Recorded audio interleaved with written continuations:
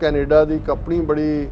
ਗੰਦੀ racist history ਹੈ ਔਰ ਉਸ ਦੀਆਂ ਤਾਂ ਅਜੇ ਪਿਛਲੇ ਕੁਝ ਦਿਨਾਂ ਤੋਂ ਜੋ ਉੱਥੇ ਚੱਲ ਰਿਹਾ ਕਿ ਨੇਟਿਵ ਕੈਨੇਡੀਅਨਸ ਨਾਲ ਕੀ ਕੀਤਾ, ਕਿਵੇਂ 250 ਤੋਂ ਜ਼ਿਆਦਾ ਜਿਹੜੀਆਂ ਨੇ ਉਹ ਨਿਕਲੇ ਨੇ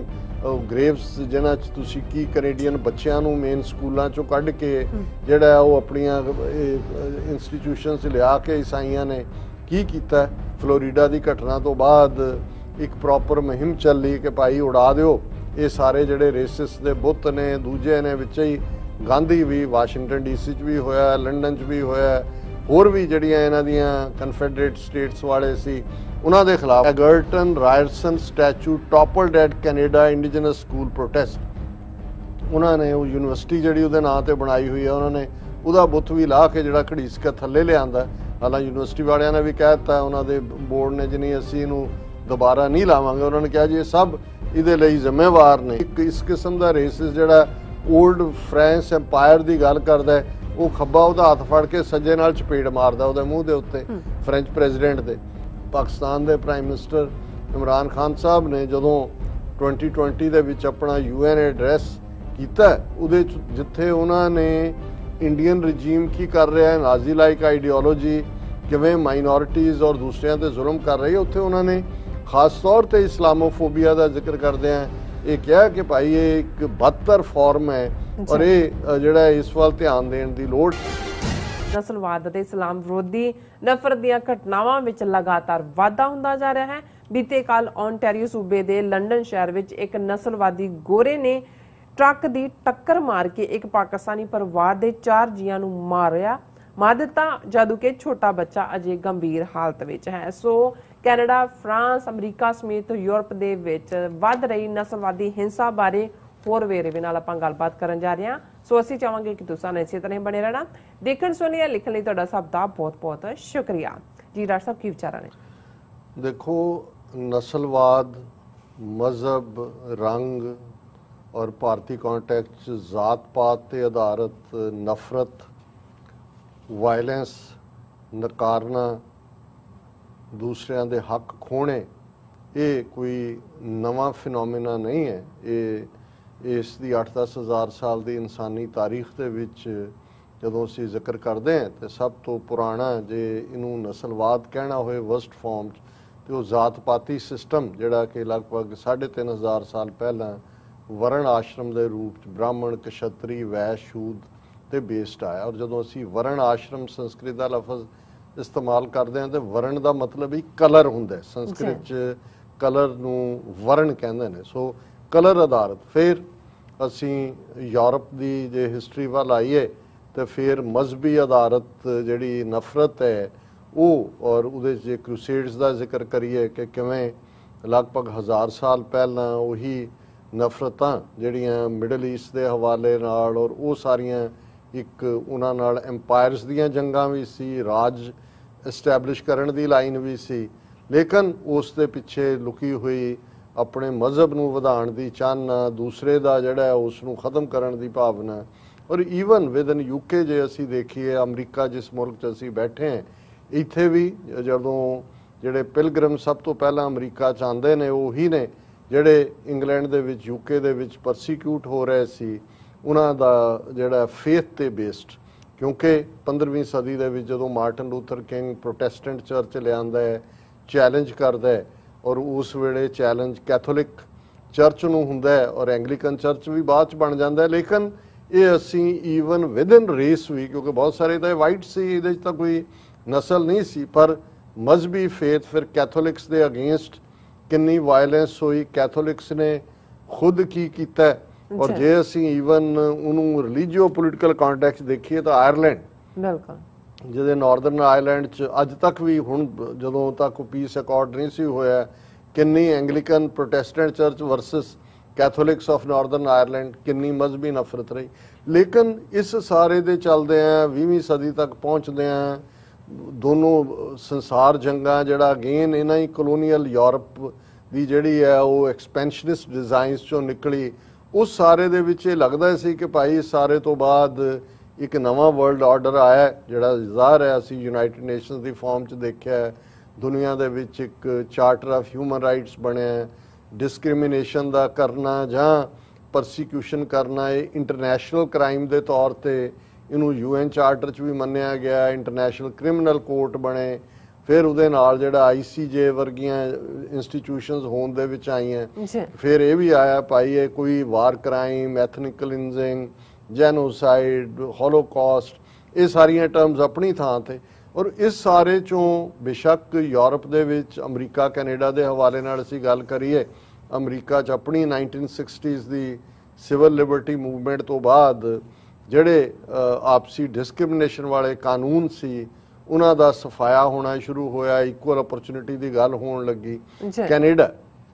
जिहदी अपनी जिहड़ा ब्रिटिश कॉलोनी रादर ब्रिटिशर्स का ही रूल्ड है, अज भी उन्हां दी राणी दी फोटो ही है उन्हां दे नोटां दे उत्ते। इसी तरह असीं आस्ट्रेलिया दे विच भी हुण कैनेडा के हवाले नाल असीं गल कर रहे हैं और अफसोस नाल असीं ये देख रहे हैं कि बेशक 9/11 तो बाद जदों अमरीका दे विच हज़ारां घटनावां हेट क्राइम्स दियां सिखां दे खिलाफ, मुसलमानां दे खिलाफ हुंदियां ने, ते कैनेडा नूं क्योंकि बेशक कैनेडा दी एक अपनी बड़ी गंदी रेसिस्ट हिस्टरी है और उस दियां तां अजे पिछले कुछ दिनां तो जो उत्थे चल रहा है कि नेटिव कैनेडियंस नाल की कीता, किवें 250 तो ज़्यादा जिहड़ियां ने वो निकले ने ग्रेव्स जिन्हां च तुसीं की कैनेडियन बच्चों नूं मेन स्कूलों चों कढ़ के जिहड़ा वो अपनियां इंस्टीट्यूशनस लिया के ईसाइयां ने की कीता। इस दे उत्ते कैनेडा दे विच एक मूवमेंट खड़ी हुई अमरीका च सी, जिवें ब्लैक लाइव्स मैटर के तौर के उत्ते देखते हैं कि किवें फ्लोरीडा की घटना तो बाद एक प्रॉपर मुहिम चली कि भाई उड़ा दिओ ये सारे जिहड़े रेसिस दे बुत ने, दूजे ने, विच ही गांधी भी वाशिंगटन DC च भी होया, लंडन च भी होया, होर भी जिहड़ियां इन्हां दियां कन्फैडरेट स्टेट्स वाले सी उन्हां दे खिलाफ। हुण कैनेडा च असीं देख रहे हैं कि जदों इन्हां बच्चों दियां मास ग्रेव्स मिलदियां ने और ये भी मंग उठी कि जी कैनेडा च जिहड़ा है कैनेडा डे भी बंद करो, और ईवन जिवें टोरंटो दे विच एक वड्डा बुत जिहड़ा है Egerton Ryerson statue toppled at Canada indigenous school protest, उन्होंने वो यूनिवर्सिटी जी वो नाँ से बनाई हुई है, उन्होंने वह बुत भी ला के जो घड़ीस के थले लिया। हालांकि यूनिवर्सिटी वालिया ने भी कह दिता, उन्होंने बोर्ड ने जिन्हें असी इनू दोबारा नहीं लावांगे, उन्होंने कहा जी सब ये जिम्मेवार ने। फिर ईवन ट्रूडो ने यह कहा कि residential schools part of Canada's colonial past, the Canadian government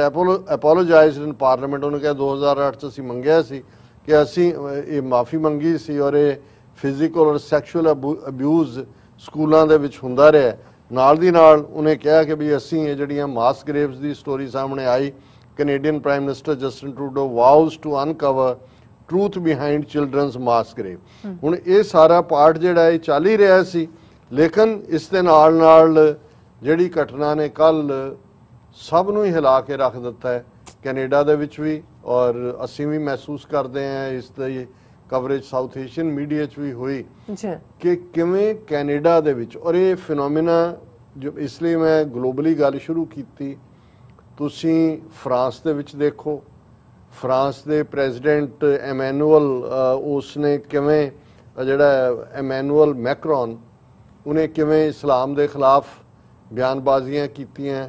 किवें बार बार जिहड़े एक दुनिया दे विच लगभग 1.5 बिलियन तो ज़्यादा मुसलमान वसदे ने, आलमोस्ट 1/4 पॉपूलेशन दुनिया का हिस्सा, हर चौथा पंजवां मुसलमान है दुनिया च। हुण फ्रांस दे विच जिथे यूरोप के सब तो ज़्यादा मुसलमान 6 मिलियन तो ज़्यादा मुसलमान फ्रांस दे विच ने, तुसीं डेलीबरेटली उन्हां दियां भावनावां भड़काउण दी गल भी कर रहे हो, वो कैरीकेचर भी छप रहे हैं, उन्होंने डिफेंड भी कर रहे हो, फिर तुसीं इस किस्म के कानून भी लिया रहे हो जिन्हां दे थल्ले तुसीं मसीतां दे उत्ते रेस्ट्रिक्शनस ला रहे हो। हालांकि जदों असीं ये दुखद घटना कैनेडा दी गल कर रहे हैं, ये किस हद तक रेसिज्म दियां जड़ां तां रहियां ने हमेशा, कदे जड़ों उखड़िया नहीं है, पर ये दोबारा किवें दरखत मौलना शुरू होया है, किवें ये हेट्रेड दा और ये नस्लवाद दा, इस्लामोफोबिया दा, हेट क्राइम्स दा ये दौर किवें दुनिया भर दे विच खड़ा होया है। कि अज ही एक खबर पहलां तां फ्रांस के प्रेजिडेंट के हवाले नाल है कि वो मिल रहा जाके लोगों नूं ते एक इस किस्म का रेसिस जिहड़ा ओल्ड फ्रांस एम्पायर की गल करदा है, ਉਹ ਖੱਬਾ ਉਹਦਾ ਹੱਥ ਫੜ ਕੇ ਸੱਜੇ ਨਾਲ ਚਪੇੜ ਮਾਰਦਾ ਉਹਦੇ ਮੂੰਹ ਦੇ ਉੱਤੇ ਫ੍ਰੈਂਚ ਪ੍ਰੈਜ਼ੀਡੈਂਟ ਦੇ, ਔਰ ਉਹਨੂੰ ਦਬੋਚ ਲਿਆ ਜਾਂਦਾ ਹੈ। ਪਰ ਇਹ ਗੱਲ ਦੱਸ ਰਹੀ ਹੈ ਕਿ ਨਫ਼ਰਤ ਜਾਂ ਨਸਲਵਾਦ ਔਰ ਕਿਸ ਹੱਦ ਤੱਕ ਕਿਸ ਪਾਸੇ ਵੱਲ ਜਾ ਰਿਹਾ। ਨਿਊਜ਼ੀਲੈਂਡ ਦਾ ਅਸੀਂ ਦੇਖਿਆ ਕਿਵੇਂ ਉਹਨਾਂ ਦੀ ਚਰਚ ਸਿਟੀ ਦੇ ਵਿੱਚ 2 ਮਸੀਤਾਂ ਤੇ ਹਮਲੇ ਹੋਏ, ਔਰ ਇਹੀ ਕਾਰਨ ਸੀ ਕਿ ਪਾਕਿਸਤਾਨ ਦੇ ਪ੍ਰਾਈਮ ਮਿਨਿਸਟਰ ਇਮਰਾਨ ਖਾਨ ਸਾਹਿਬ ਨੇ ਜਦੋਂ 2020 ਦੇ ਵਿੱਚ ਆਪਣਾ UN ਐਡਰੈਸ ਕੀਤਾ, ਉਹਦੇ ਜਿੱਥੇ ਉਹਨਾਂ ਨੇ ਇੰਡੀਅਨ ਰਜੀਮ ਕੀ ਕਰ ਰਿਹਾ ਹੈ, ਨਾਜ਼ੀ ਲਾਈਕ ਆਈਡੀਓਲੋਜੀ ਕਿਵੇਂ ਮਾਈਨੋਰਿਟੀਜ਼ ਔਰ ਦੂਸਰਿਆਂ ਤੇ ਜ਼ੁਲਮ ਕਰ ਰਹੀ ਹੈ, ਉੱਥੇ ਉਹਨਾਂ ਨੇ ਖਾਸ ਤੌਰ ਤੇ ਇਸਲਾਮੋਫੋਬੀਆ ਦਾ ਜ਼ਿਕਰ ਕਰਦਿਆਂ ਇਹ ਕਿਹਾ ਕਿ ਭਾਈ ਇਹ ਇੱਕ ਬਦਤਰ ਫਾਰਮ ਹੈ ਔਰ ਇਹ ਜਿਹੜਾ ਇਸ ਵੱਲ ਧਿਆਨ ਦੇਣ ਦੀ ਲੋੜ ਹੈ। ਇਹ ਵੱਖਰੀ ਗੱਲ ਹੈ ਕਿ ਭਾਈ ਜਿਹੜੇ 57 ਦੇ ਕਰੀਬ ਇਸਲਾਮਿਕ ਮਮਾਲਕ ਨੇ ਉਹਨਾਂ ਚੋਂ ਬਹੁਤਿਆਂ ਨੂੰ ਕੋਈ ਬਹੁਤਾ ਫਿਕਰ ਨਹੀਂ ਹੈ, ਉਹ ਤਾਂ ਆਪੋ ਆਪਣਾ ਸਰਮਾਇਆ ਸਾਂਭਣ ਤੇ ਲੱਗੇ ਹੋਏ ਨੇ ਜਾਂ ਆਸ਼ੀ 'ਚ ਲੱਗੇ ਹੋਏ ਨੇ। ਲੇਕਿਨ ਇਸ ਸਭ ਦਾ ਨਤੀਜਾ ਹੈ ਕਿ ਨਫ਼ਰਤ ਕਿਸ ਹੱਦ ਤੱਕ ਹੈ ਕਿ ਕੈਨੇਡਾ ਦੇ ਵਿੱਚ ਜਿਹੜਾ ਦੁਖਦ ਇਹ ਹਾਦਸਾ ਵੀ ਨਹੀਂ ਹੈ, ਇਹ ਇਸ ਕਿਸਮ ਦਾ ਹੈ ਕਿਉਂਕਿ ਹਰ ਇੱਕ ਦੇ ਕੰਨ ਖੜੇ ਹੋ ਜਾਣੇ ਚਾਹੀਦੇ ਨੇ ਕਿ ਇਹ ਸਿਰਫ ਇੱਕ ਪਰਿਵਾਰ ਨਾਲ ਨਹੀਂ ਹੋਇਆ, ਇੱਕ ਬੜਾ ਬਾਇਜ਼ਤ ਕਮਿਊਨਿਟੀ ਦੇ ਵਿੱਚ ਐਕਟਿਵ, ਔਰ ਜਦੋਂ ਤੁਸੀਂ ਉਹਨਾਂ ਦੀ ਤਸਵੀਰ ਦੇਖਦੇ ਹੋ ਮਾਸੂਮ ਜਿਹੜਾ ਉਹ ਮੁਸਲਮਾਨ ਪਰਿਵਾਰ, ਪਾਕਿਸਤਾਨੀ ਓਰੀਜਨ ਦੀ ਫੈਮਿਲੀ ਜਿਨ੍ਹਾਂ ਦੇ ਵਿੱਚ ਜਿਹੜੇ ਓਨਟਾਰੀਓ ਦਾ ਸ਼ਹਿਰ ਲੰਡਨ ਹੈ ਉਹਦੇ ਸ਼ਾਮ ਦੀ ਸੈਰ ਦੇ ਵੇਲੇ ਨਿਕਲੇ ਹੋਏ ਇੱਕ ਜਿਹੜਾ ਉਹ ਖਲੋਤੇ ਨੇ ਕ੍ਰਾਸਿੰਗ ਦੇ ਉੱਤੇ, ਔਰ ਇੱਕ ਗੋਰਾ ਨਸਲਵਾਦੀ ਜਿਹੜਾ ਆਉਂਦਾ ਔਰ ਉਹ ਡੈਲੀਬਰੇਟਲੀ ਉਹਨੂੰ, ਕਿਉਂਕਿ ਜਸਟਿਨ ਟਰੂਡੋ ਨੇ ਵੀ ਕਿਹਾ, ਪੁਲਿਸ ਨੇ ਵੀ ਕਿਹਾ ਵੀ ਇਹ ਬਿਲਕੁਲ ਟਾਰਗੇਟਡ ਅਟੈਕ ਹੈ। ਉਸ ਦੇ ਵਿੱਚ 4 ਜੀ ਜਿਹੜੇ ਨੇ, 3 ਜਣੇ, ਉਹਨਾਂ ਦੀ ਮਦਰ ਵੀ, ਉਹਨਾਂ ਦੇ ਅੱਗੋਂ ਸਨ ਔਰ ਅੱਗੋਂ ਜਿਹੜਾ ਬੱਚਾ ਹੈ ਉਹਨਾਂ ਦਾ ਉਹ ਜ਼ਖਮੀ ਹਾਲਤ 'ਚ, ਕਾਫੀ ਸੀਰੀਅਸ ਹਾਲਤ 'ਚ ਹੈ। ਔਰ ਇਹ ਹੈ ਕਿ Canada truck driver kills Muslim family of 4 in premeditated attack. A 9-year-old boy remains in hospital in serious condition। ਉਹੀ ਸਰਵਾਈਵਰ ਹੈ, 9 ਸਾਲ ਦਾ ਬੱਚਾ, ਉਹਦੀ ਉਹ ਬਿਟਵੀਨ ਲਾਈਫ ਐਂਡ ਡੈਥ ਉਸ ਦੀ ਸਟਰਗਲ ਚੱਲ ਰਹੀ ਹੈ। ਔਰ ਇਸ ਐਕਸਟੈਂਡਡ ਫੈਮਿਲੀ ਦੇ ਵਿੱਚ ਜਿਹੜੇ ਮਾਰੇ ਗਏ ਨੇ ਉਹਨਾਂ 'ਚ ਸਲਮਾਨ ਅਫਜ਼ਲ 46 ਸਾਲ ਦੇ, ਉਹਨਾਂ ਦੀ ਐਲੀਆ ਉਹਨਾਂ ਦੀ ਵਾਈਫ ਮਦੀਹਾ 44 ਸਾਲ ਦੀ, ਉਹਨਾਂ ਦੀ ਡਾਟਰ ਯਮਨਾ 15 ਸਾਲ ਦੀ ਤੇ 74 ਸਾਲ ਦੀ ਉਹਨਾਂ ਦੀ ਗ੍ਰੈਂਡ ਮਦਰ। ਹੁਣ 3 ਜਨਰੇਸ਼ਨਾਂ, ਗ੍ਰੈਂਡ ਮਦਰ ਵੀ, ਉਹਨਾਂ ਦਾ ਬੇਟਾ ਔਰ ਉਹਨਾਂ ਦੀ ਨੂੰਹ ਵੀ, ਔਰ ਉਹਨਾਂ ਦੀ ਅੱਗੋਂ ਜਿਹੜੀ ਹੈ ਪੋਤੀ ਵੀ, ਨਾਤੀ ਵੀ ਜਿਹੜੀ ਹੈ ਉਹ ਯਮਨਾ 15 ਸਾਲ ਦੀ। ਔਰ ਇਹ ਜਿਹੜਾ ਹਸਪੀਟਲਾਈਜ਼ ਬੱਚੇ ਦਾ ਨਾਂ ਜਿਹੜਾ ਉਹ ਫਿਆਜ਼ ਹੈ। ਸੋ ਇਹ ਇੱਕ ਬੜੀ ਦੁਖਦਾਈ ਖਬਰ ਹੈ। ਔਰ ਜਦੋਂ ਤੁਸੀਂ ਉਹ ਸਾਰਿਆਂ ਦੀ ਟ੍ਰਿਬਿਊਟ ਦੇਖਦੇ ਹੋ ਵਿਦਨ ਕਮਿਊਨਿਟੀ ਤੇ ਨਜ਼ਰ ਆਉਂਦਾ ਹੈ ਕਿ ਕਿਸ ਲੈਵਲ ਦਾ ਭਲਾ ਪਰਿਵਾਰ, ਹਰ ਇੱਕ ਦਾ ਭਲਾ ਚਾਹਣ ਵਾਲਾ। ਹੁਣ ਜੇ ਇਹਨਾਂ ਮੁਲਕਾਂ ਦੇ ਵਿੱਚ ਇਹ ਠੀਕ ਹੈ ਕਿ ਭਈ ਸਹੂਲਤਾਂ ਵੀ ਨੇ, ਅਸੀਂ ਚੰਗੀ ਜ਼ਿੰਦਗੀ ਦੀ ਕਾਮਨਾ ਕਰਕੇ ਆਉਂਦੇ ਹਾਂ, ਪਰ ਇਹ ਨਫ਼ਰਤਾਂ ਜੇ ਰਹਿਣਗੀਆਂ ਤੇ ਸੇਫ ਕੋਈ ਵੀ ਨਹੀਂ ਹੈ। ਅਲਟੀਮੇਟਲੀ ਨਫ਼ਰਤ ਇੱਕ ਵਾਰ ਜਦੋਂ ਤੁਸੀਂ ਸ਼ੁਰੂ ਕਰਦੇ ਹੋ, ਇਹ ਜੰਗਲ ਦੀ ਅੱਗ ਵਾਂਗ ਹੁੰਦੀ ਹੈ, ਇਹ ਫਿਰ ਰੁਕਦੀ ਨਹੀਂ ਹੈ ਸੌਖੇ। ਕਈ ਵਾਰ ਇਸ ਕਿਸਮ ਦਾ ਮਾਹੌਲ ਚਾਰ ਚਫੇਰੇ, ਔਰ ਇਹ ਉਸ ਕੰਟੈਕਸਟ ਦੇ ਵਿੱਚ ਹੋ ਰਿਹਾ। ਔਰ ਕੈਨੇਡਾ, ਜਦੋਂ ਅਸੀਂ ਕੈਨੇਡਾ ਦੀ ਗੱਲ ਕਰਦੇ ਹਾਂ, ਕੈਨੇਡਾ 'ਚ ਬੇਸ਼ੱਕ ਉਹਨਾਂ ਦਾ ਫ੍ਰੈਂਚ ਪੋਪੂਲੇਟਡ ਕੁਬੈਕ ਔਰ ਦੂਸਰਿਆਂ ਦੇ ਵਿੱਚ ਇੱਕ ਆਪਣੀ ਕਿਸਮ ਦੀ ਸਟਰਗਲ ਰਹੀ ਹੈ। ਬ੍ਰਿਟਿਸ਼ ਜਿਹੜੀ ਹੈ ਡੋਮੀਨੈਂਸ ਹੋਣ ਕਰਕੇ ਸਿਸਟਮ ਦੇ ਵਿੱਚ ਸਿੱਖਾਂ ਦੀ ਆਪਣੀ ਕਹਾਣੀ ਹੈ 125 ਸਾਲ ਦੀ। ਜਦੋਂ ਅਸੀਂ ਅੱਜ ਇਹ ਦੇਖਦੇ ਹਾਂ ਕੌਮਾਗਾਟਾ ਮਾਰੂ ਤੋਂ ਲੈ ਕੇ ਅੱਜ ਦੀ ਕੈਨੇਡੀਅਨ ਪਾਰਲੀਮੈਂਟ ਦੇ ਵਿੱਚ 16-17 ਸਿੱਖ ਮੈਂਬਰ ਆਫ ਪਾਰਲੀਮੈਂਟ ਨੇ, ਔਰ ਡਿਫੈਂਸ ਮਿਨਿਸਟਰ, ਦੂਸਰੇ ਵਜ਼ੀਰ। ਅਪ੍ਰੈਲ ਦਾ ਮਹੀਨਾ ਲੰਘਿਆ ਪਿੱਛੇ, ਉਹਨੂੰ ਹੈਰੀਟੇਜ ਮੰਥ ਦੇ ਤੌਰ ਤੇ ਰੈਕਗਨੀਸ਼ਨ ਹੈ, ਸਿੱਖਾਂ ਦੀ ਆਪਣੀ ਪਛਾਣ ਹੈ। ਇਸੇ ਤਰ੍ਹਾਂ ਦੂਸਰੇ ਔਰ ਮਲਟੀ ਕਲਚਰਲ ਕੈਨੇਡਾ ਔਰ ਅਮਰੀਕਾ ਦੇ ਵਿੱਚ ਇੱਕ ਫਰਕ ਹੈ ਹਮੇਸ਼ਾ। ਅਮਰੀਕਾ 'ਚ ਜਦੋਂ ਇਹ ਕਿਹਾ ਜਾਂਦਾ ਹੈ ਕਿ America US is a melting pot. ਹੁਣ ਮੈਲਟਿੰਗ ਪੌਟ ਦਾ ਮਤਲਬ ਹੈ ਕਿ ਤੁਸੀਂ ਆਪਣੀ ਅੱਡ ਹੋਂਦ ਨਹੀਂ ਰੱਖਣੀ, ਮੈਲਟ ਕਰਕੇ ਪਤੀਲੇ ਦੇ ਵਿੱਚ ਆ ਜਾਓ ਕਿ ਹਰ ਚੀਜ਼ ਜਿਹੜੀ ਉਹ ਪਿਘਲ ਅਮਰੀਕਨ ਬਣ ਜਾਓ। ਇਸ ਲਈ ਅਸੀਂ ਦੇਖਦੇ ਹਾਂ ਕਿ ਜੇ ਤੁਸੀਂ ਕੈਨੇਡੀਅਨ ਆਪਣੇ ਬੱਚੇ ਬੱਚੀਆਂ ਨੂੰ ਮਿਲੋ ਤੇ ਅਮਰੀਕਨਾਂ ਨੂੰ ਮਿਲੋ, ਤੁਸੀਂ ਫਰਕ ਦੇਖ ਸਕਦੇ ਹੋ। ਭਾਵੇਂ ਸਿੱਖੀ ਸਰੂਪ ਇੱਥੇ ਵੀ ਕਾਇਮ ਹੈ ਜਾਂ ਦੂਜਾ ਹੈ। ਔਰ ਮੈਨੂੰ ਯਾਦ ਹੈ ਕਿ ਬਹੁਤ ਕੁਛ ਮੇਬੀ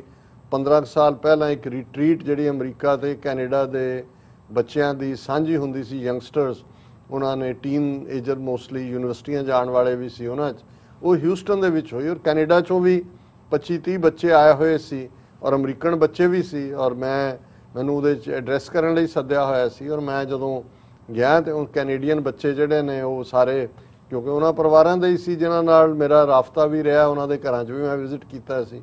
ਉਹ ਬੜੇ ਚਾਅ ਨਾਲ ਆਏ। ਔਰ ਮੈਂ ਇੱਕ ਸ਼ਾਮ ਦੀ ਮੀਟਿੰਗ 'ਚ ਕੈਨੇਡੀਅਨ ਹੀ ਬੱਚੇ ਸੀ, ਮੈਂ ਕਿਹਾ ਕਿਵੇਂ ਮਹਿਸੂਸ ਕੀਤਾ ਤੁਸੀਂ ਜਦੋਂ ਤੁਸੀਂ ਅਮਰੀਕਨ ਬੱਚਿਆਂ ਨੂੰ, ਤੇ ਉਹ ਕਹਿਣ ਲੱਗੇ ਕਿ ਜੀ ਇਹ ਨਾ ਡਰਾਈ ਨੇ